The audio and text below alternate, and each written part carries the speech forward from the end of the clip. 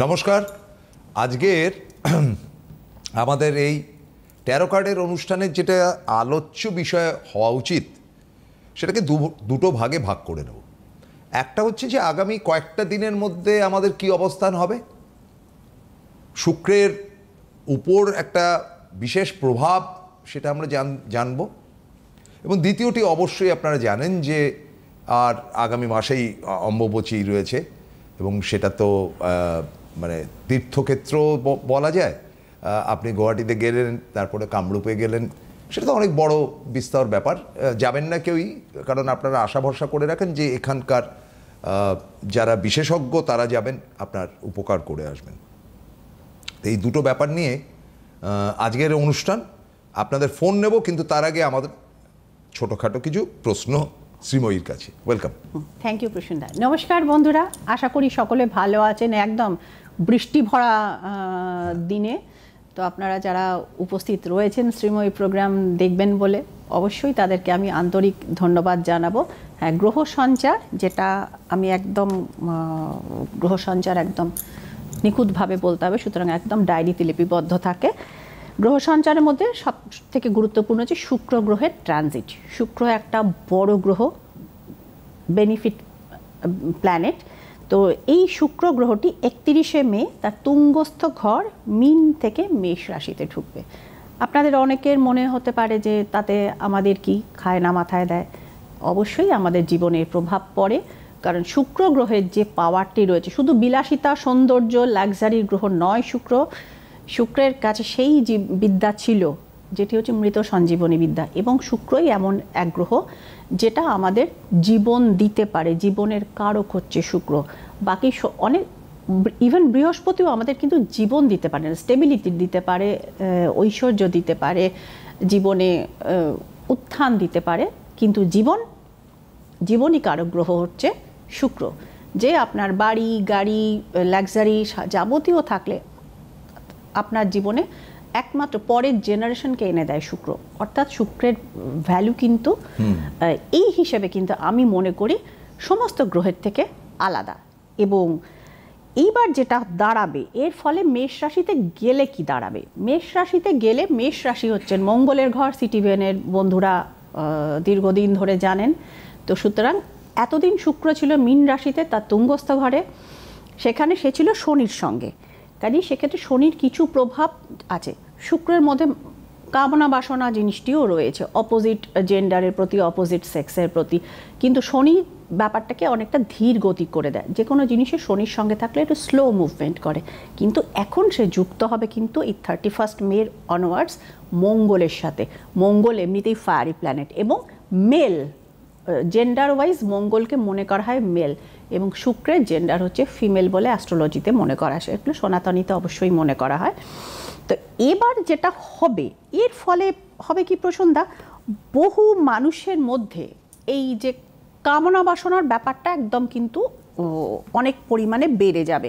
জীবনে লাক্সারিও বাড়বে, ব্যয়ভাবও বাড়বে, কিন্তু অতিরিক্ত ব্যয়, যেটা আমি এর আগেও বলেছিলাম যে চারবাক ফিলসফিতে বলে ঋণং কৃত্বা ঘিতাং পিবেত, অর্থাৎ ঋণ করে হলেও মানুষের মনে ঘি খাওয়ার। অর্থাৎ মানে লোন হচ্ছে কিন্তু আমার দামি গাড়িটা চাই, লোন হচ্ছে আমার অমুক জায়গায় ফ্ল্যাট বুক করতেই হবে, নাহলে আমার সোশ্যাল স্টেটাসে থাকছে না আমার। এবং বিশেষ করে অল্প বয়সী এবং মাঝা বয়সের কাছাকাছি এই জিনিসটাও কিন্তু মারাত্মকভাবে বাড়বে। এর ফলে মানুষের কিন্তু সঞ্চয়, মানে অতিরিক্ত ব্যয়ের ফলে সঞ্চয় শূন্যতা এবং লোন প্রবণতা কিন্তু অনেক বাড়বে। এবং আরেকটা জিনিস যেটা বাড়বে, মানে মানুষ থাকে না, বলে না লাভ ইজ ব্লাইন্ড, এমন মানে দিকে তার প্রেমটা ধাবিত হতে পারে যেটা তার ক্যারেক্টারকে কালিমা লিপ্ত করে। কারণ মঙ্গল কি হয়, মঙ্গল না সময় দেয় না, এবং তার মানে ব্যাপারটা অনেক উগ্র। সুতরাং এই যে মিশ্রণটি হচ্ছে মেষ রাশিতে, এবং মেষ রাশিতে এমনিই 7.5 চলছে, তো মেষ রাশির মানুষদের কিন্তু আমি কিন্তু বেশ কিছুটা সতর্ক করব যে এমন কোনো সম্পর্কে জড়িয়ে পড়বেন না যাতে আপনার উচ্চ স্থান থেকে পতন হয়। Be very very careful. এই সময়টা কিন্তু আপনাদের কিন্তু মাথায় রাখতেই হবে। এবং কতদিন অবধি রাখবেন? মোটামুটি 1 থেকে 1.5 মাস পর্যন্ত রাখবেন, যতদিন না শুক্র গ্রহটি 29শে জুন মেষ রাশি ছেড়ে বৃষ রাশিতে ঢুকে যায়। ততদিন পর্যন্ত মেষ রাশির মানুষদের বলবো প্রেম করুন, সাবধান, কাউকে ভালো লাগলে প্রপোজ করুন কিন্তু ভেবে চিনতে, মানে এমন সম্পর্কে জড়িয়ে পড়বেন না যেখানে কিন্তু আপনার পদস্থলন নিশ্চিত।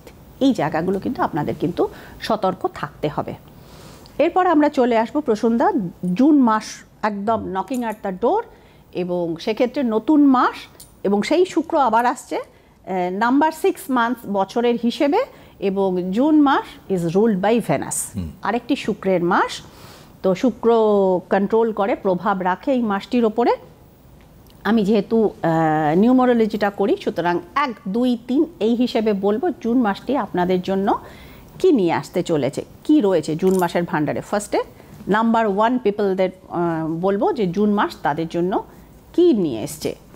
তো ফার্স্টে আছে নাম্বার 1, যে সমস্ত মানুষদের ডেট অফ বার্থ 1 তারিখ, যে কোনো মাসের, সারা বছর মধ্যে যে কোনো মাসের 1 তারিখ, 10 তারিখ, 28 তারিখ, এরা যারা জন্মেছেন, এবং 19 তারিখ, এরা হচ্ছেন নাম্বার 1 সংখ্যার জাতক। তারা মিলিয়ে নেবেন যে তাদের জন্য দেখতে পাওয়া যাচ্ছে চাকরি বাকরির ক্ষেত্রে কিন্তু শুভ, অর্থাৎ দূর থেকে কিন্তু কোনো চাকরি বাকরির ক্ষেত্র বা কর্মক্ষেত্রে কিন্তু কোনো ধরুন ট্রান্সফার বা এরকম পরিবর্তন, বা দূরে কোথাও পরীক্ষা দিয়েছিলেন আউট অফ দ্য স্টেট, সেখান থেকে কিন্তু কর্মপ্রাপ্তির সম্ভাবনা রয়েছে। কোনো গুরুস্থানীয় ব্যক্তির সাথে কিন্তু আপনার যোগাযোগ হতে পারে, মানে গাইড এরকম আপনি পেতে পারেন লাইফের। এবং 6 অফ কাপস জানাচ্ছে কোনো পুরনো বন্ধুর সাথে বা ছোটোবেলাকার কোনো প্রিয় মানুষের সাথে কিন্তু দেখা হয়ে যেতে পারে। সো বলবো 1 নম্বর সংখ্যার জন্য এই মাসটি কিন্তু, মানে জুন মাসটি কিন্তু বেশ ভালো দেখতে পাওয়া গেল। এবার আসবো নাম্বার 2, যে কোনো মাসের যারা 2 তারিখে, 11 তারিখে, 20 তারিখে এবং 29 তারিখে যারা জন্মেছেন, দে আর নাম্বার 2। সো নাম্বার 2 পিপলের জন্য এবার দেখে নিই জুন মাসটি আপনাদের জন্য কি বার্তা বহন করে নিয়ে এসছে। একটু ওয়েট করতে হবে আপনাদের বন্ধুরা সাকসেসের জন্য। 3 অফ ওয়ান্স আর হিয়ার, আশা করি দেখতে পাচ্ছেন আপনারা। হ্যাঁ, তো এবং কোনো প্রভাবশালী মানুষের থেকে কিন্তু আপনারা সহযোগিতা পাবেন, এবং লাইফে কিন্তু আসতে চলেছে নতুন রোম্যান্স। এক্ষেত্রে দ্য লাভার্স এখানে রয়েছে, যারা রিলেশনশিপের মধ্যে রয়েছেন, এই মাসটি তাদের জন্য সম্পর্ক ডেভেলপ করবার জন্য অতি উত্তম সময়। So best of luck to you number 2। চলে আসবো নাম্বার 3-তে। নাম্বার 3 দেখে নেব এবার তাদের জন্য, যে কোনো মাসের যারা 3 তারিখে, 12 তারিখে, 21 তারিখে এবং 30 তারিখে যারা জন্মেছেন, দে আর রুলড বাই নাম্বার 3। তো নাম্বার 3 পিপলের জন্য না, ভালো খবর খুব একটা শোনাতে পারছি না। যে রিলেশনশিপের কোনো ক্ষেত্রে দ্য এন্ড হতে পারে, কোনো বিট্রিয়ালের কিন্তু শিকার হতে পারেন, এবং অ্যাজ ওয়েল অ্যাজ এটা পার্টনারশিপ বিজনেস যারা করেন তাদের ক্ষেত্রেও এটিকে বলবো। এবং দুদিকেই বললাম তো, পার্টনারশিপের থেকে হতে পারে, লাইফ পার্টনারের দিক থেকেও হতে পারে। রিলেশনশিপে রয়েছেন, দেখুন একটা 10 অফ সোর্সের পরেই 3 অফ সোর্স, সুতরাং হৃদয় ঘটিত ব্যাপারে বড় সড়ো কিন্তু সমস্যার জায়গায় রয়েছে। বাট এই রাশির, মানে এই নাম্বারের মহিলাদের জন্য কিন্তু কেরিয়ার ওয়াইজ কিন্তু শুভ, অর্থাৎ নাম্বার 3 যারা ফিমেল রয়েছেন তাদের জন্য ভালো। এমনিতেও প্রসন্দা বৃহস্পতি আর শুক্রের মধ্যে সম্পর্ক খুব একটা ভালো না, সেই কচ আর দেবযানীর গল্প, ওটা আমরা আরেকটা দিন করবো। বোধহয় ফোন রয়েছে। হ্যালো। হ্যাঁ, হ্যালো। হ্যাঁ, বলুন। হ্যাঁ, নমস্কার, কে বলছেন? হ্যাঁ, রিয়া দাস বলছিলাম চিত্তরঞ্জন থেকে। কোথা থেকে? হ্যাঁ, চিত্তরঞ্জন। আচ্ছা, ডেট অফ বার্থ বলুন। হ্যাঁ রিয়া, ডেট অফ বার্থটা শুনবো প্লিজ। 29 অগস্ট 1990। 1990 সাল?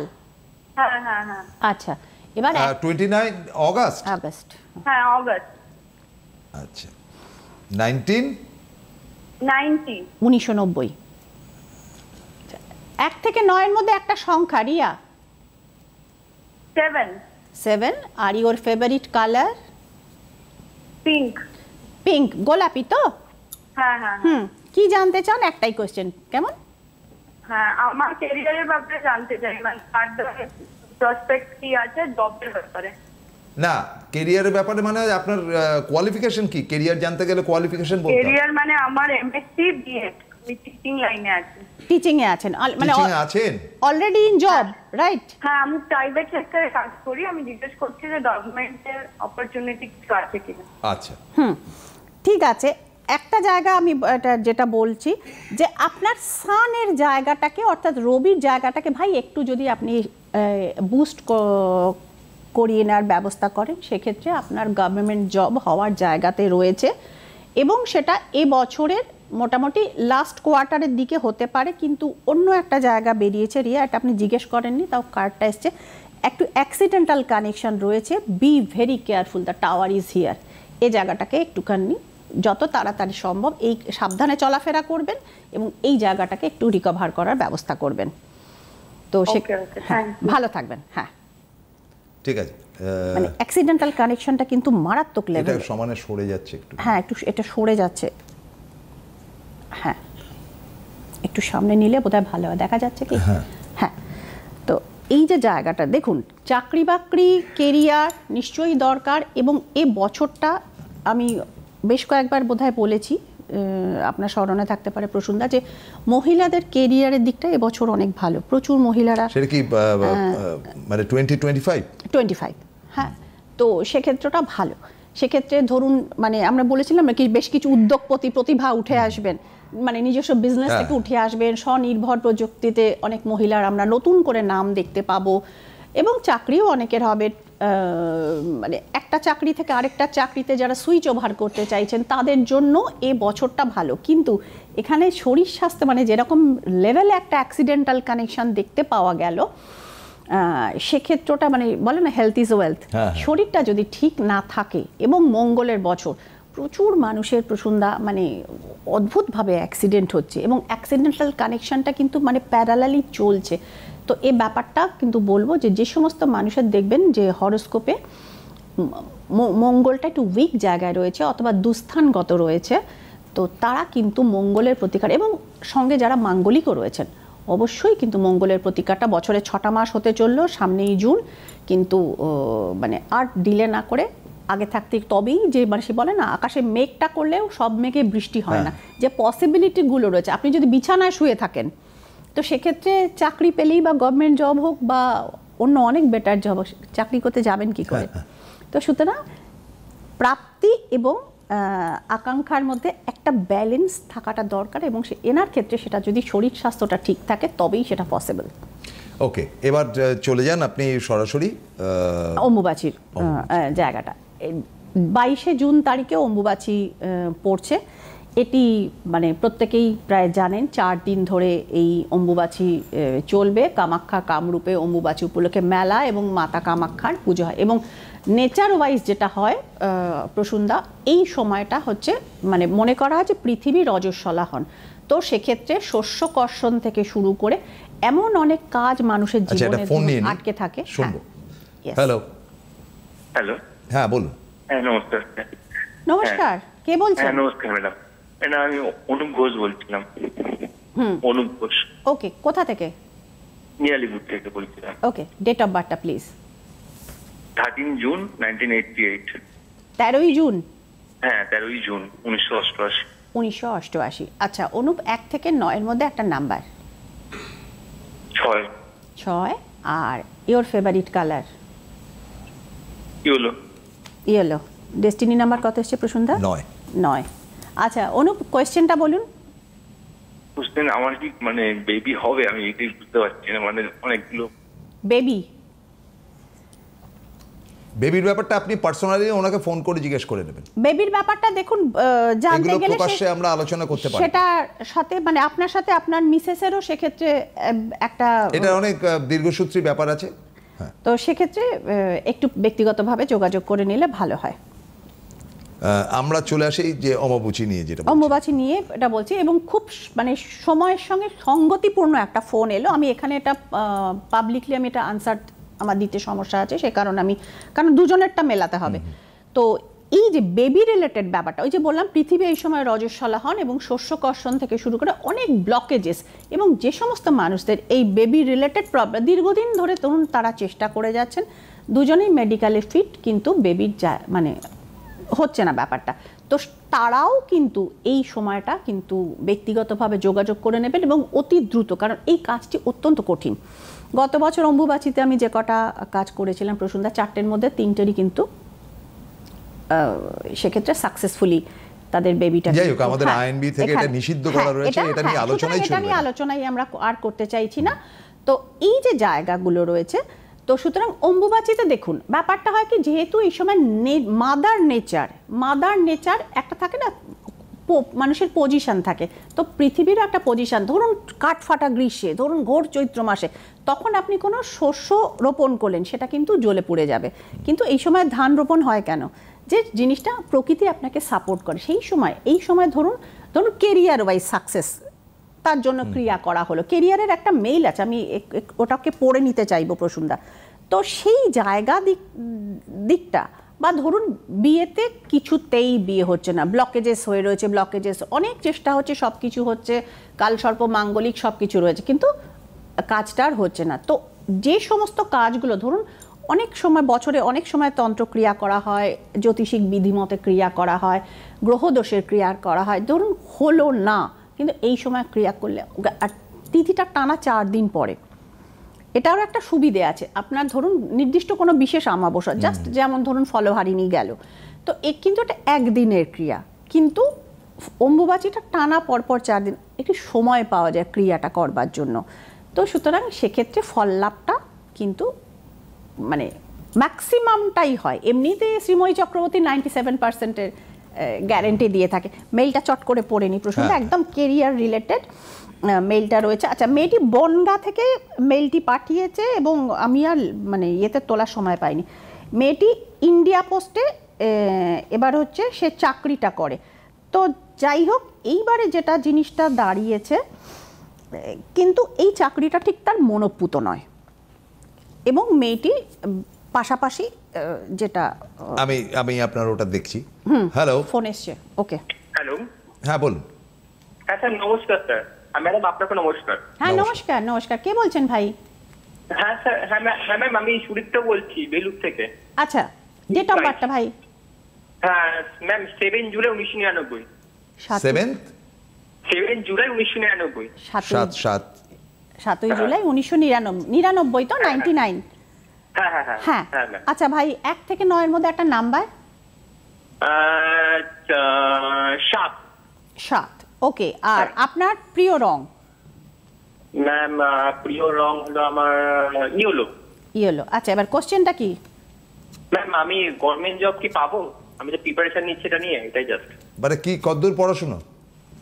স্যার ম্যাম, আইটিআই করেছি, আইটিআই করার পর কলকাতা মেট্রো রেলে অ্যাপ্রেন্টিস করেছি, জাস্ট এটাই। না, আইটিআই কিসে করেছেন?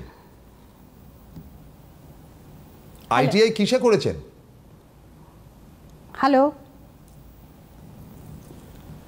আইটিআই ফ্যাক্টরির জবে কি করে গভর্নমেন্টের আপনি কথা বলছেন? আপনার চাকরি এমনি হতে পারে ফ্যাক্টরিতে বা বিভিন্ন জায়গায়। আইটিআই ব্যাপারটা আমি খুব ভালো জানি। হ্যাঁ, এক্স্যাক্টলি। ইন্ডাস্ট্রিয়াল ট্রেনিং ইনস্টিটিউট, এদের গভর্নমেন্টের জব হয় না, কারণ গভর্নমেন্টে তো কোনো ফ্যাক্টরি নেই, গভর্নমেন্টের জব হবে কি করে? গভর্নমেন্ট আন্ডারটেকিং এ যদি কিছু না, আন্ডারটেকিং ও কিছু ওটা কিছু হবে না, এখন সব সেল আউট হয়ে গেছে। সুতরাং আপনি ভালো চাকরি যদি পেতে চান তাহলে অবশ্যই কথাবার্তা বলেন। ভালো চাকরির জন্য খুব বাজে ফোন আসছে। ভালো চাকরির জন্য একটা কম্বিনেশন আপনাকে যে ক্ষেত্রে করতে হবে, যেহেতু আপনি যে সেক্টর আছেন ওটা হচ্ছে স্যাটার্নের সেক্টর, তো first you have to develop or boost your Saturn.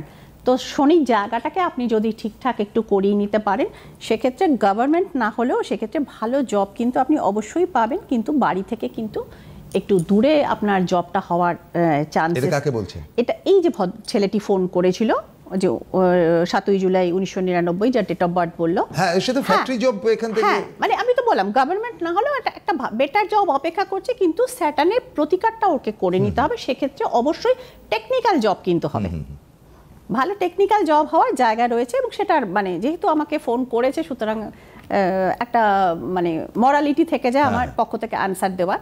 তো সেক্ষেত্রে অবশ্যই আমি তাকে উত্তরটা দিয়ে দিলাম।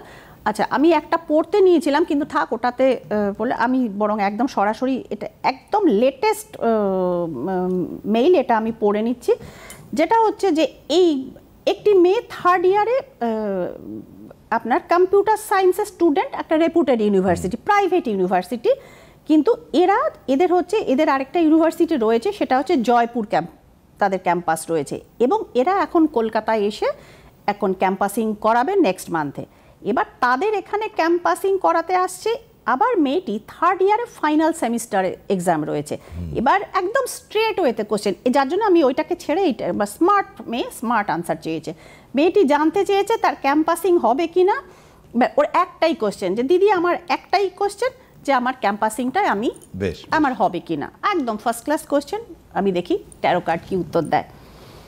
তো নাম প্রকাশে তুমি অনিচ্ছুক, দারুণ ব্যাপার, একদম মানে এক কথায় হ্যাঁ চলে এসে, শুধু তোমার শরীরটাকে তুমি একটু সাবধান, এইখানটা একটুখানি তোমার গড়বড়। আমি বাকি কার্ড দুটো দেখালাম না। তোমার পেট রিলেটেড যে ক্রনিক প্রবলেমটা তোমাকে মাঝে মধ্যেই ভোগায়, তুমি বসলে মানে তুমি গেলে তুমি সাকসেস পাবে, কিন্তু তুমি যেতে পারবে কিনা এইটুকুনি আমার কনফিউশন থেকে গেল। কারণ তোমার এই ক্রনিক এই ব্যাপারটা, এটা কিন্তু বড় মেডিকেল সমস্যা আসার জায়গা। তুমি যদি যেতে পারো না, সেটাও তো কোনো কাজের কথা না, এটাকে ঠিক করা দরকার, এটাকে ঠিক করা দরকার। কাজে তুমি যেরকম শরীর স্বাস্থ্য যদি পারমিট না করে, হ্যাঁ আপনি তো বলছেন চাকরিটা হবেই, ও যদি যেতে পারে হ্যাঁ, সেক্ষেত্রে একদম ইয়েস, চাকরিটা হলো, হ্যাঁ, কিন্তু শরীরটা তো দেখতে হবে। চাকরিতে যে মানে ক্যাম্পাসিং এর দিন সে পৌঁছতে পারবে কিনা এইটুকুনি আমার ডাউট রয়েছে। এইটুকু ডাউট তুমি একটু ব্যক্তিগতভাবে যোগাযোগ করে ক্লিয়ার কিছু এখানে দেখাচ্ছে, মানে কুয়াশা মেঘ দেখাচ্ছে, এটা ক্লিয়ার করা দরকার। মানে ওটা যদি ক্লিয়ার হয়ে যায় একদম সানশাইনের মতো তোমার ফিউচার উজ্জ্বল। চলুন একেবারেই এন্ডিং এর যেটা আলোচনা করতে হয়, যে আমাদের সময়টা প্রায় শেষ হয়ে এসছে, সেটা হচ্ছে যে অম্বুবাচী আমাদের কার কার উপকারে লাগবে। অম্বুবাচী দেখুন মোরাললেস এই সময় যে ক্রিয়া যেগুলো করা হয় প্রসূনদা, সেটা মানে প্রথম এবং শেষ যেটা ক্রিয়া সব থেকে বেটার হয় সেটা হচ্ছে রিলেশনশিপের ওপর ক্রিয়া। হ্যাঁ, রিলেশনশিপের ওপর ক্রিয়া, সেক্ষেত্রে ধরুন বিয়ে হচ্ছে না থেকে শুরু করে, ধরুন তার পার্টনার অন্য বিয়ে ভেঙে যাচ্ছে থেকে হচ্ছে যে পার্টনার অন্য কোনো জায়গায় যুক্ত হয়ে গেছেন, সেটা স্বামী হতে পারেন, স্ত্রী হতে পারেন, হোয়াট এভার, সেই জায়গাটা থেকে তাকে ক্লিয়ার করা যায়। নাম্বার 2 হচ্ছে হ্যাঁ, বিয়ে কোনো বিশেষ কোনো দোষ নেই, মানে ছেলেটি বা মেয়েটি দেখতে পাচ্ছে অথচ কিন্তু বিরোধিতার মুখোমুখি হচ্ছে এবং বিয়েটা যায় গোছের, কিন্তু আপনি বিয়েটা বাঁচাতে চান।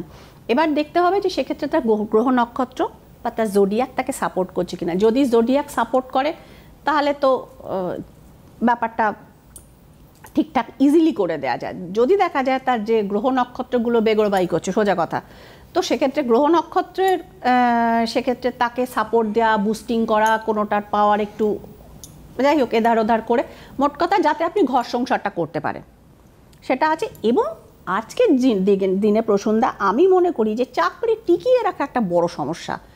আপনি ভালো করে কাজকর্ম করছেন, আপনার বস ভদ্রলোক বা ভদ্র মহিলাটি ভয়ঙ্কর খারুস, বাজে, হ্যাঁ, মানে তার ব্যবহার এত খারাপ যে আপনার মানসিকভাবে ভেঙে পড়ছেন, ডিপ্রেশনে রয়েছেন, অথচ আপনার সংসার রয়েছে, চাকরি ছাড়লে চলবে কি করে। তো সেক্ষেত্রেও তার ওপর কিন্তু সেই হিলিং মেথড অ্যাপ্লাই করে যাতে শান্তিতে আপনি চাকরিটা করতে পারেন, সেই জায়গাটা কিন্তু করে দেওয়া যায়। ফলে এই অম্বুবাচীতে কিন্তু আমাদের জীবনের প্রতিটি জায়গার সমস্যার সমাধানের জায়গা আছে।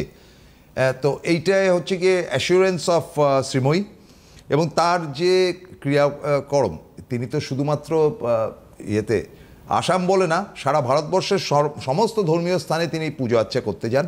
তিনিই একমাত্র আমার মনে হয় যে টেলিভিশন ওয়ার্ল্ডে যত না, আমার গুয়াহাটির টিকিটটা কনফার্ম হয়ে গেছে, যদিও বেশ কিছুদিন আমার বিমান যাত্রাটা মাঝখানে বন্ধ ছিল, বাট তো তিনি যাচ্ছেন, এইটুকু অ্যাসুরেন্স দিচ্ছি।